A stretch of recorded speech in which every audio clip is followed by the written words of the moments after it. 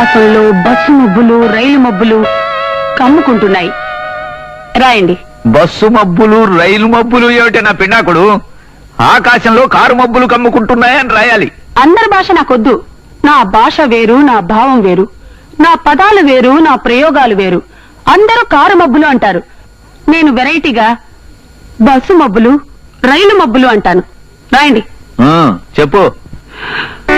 రైలు మబ్బుల వెనక నుంచి చంద్రుడు వంగి చూస్తున్నాడు. ఏమిటి? చంద్రుడు వంగి చూస్తున్నాడా? పాప నడుంగాని పట్టేసిందే. అబ్బా రాయండి. ఎడారిలో పడవ మీద ప్రయాణిస్తున్నా.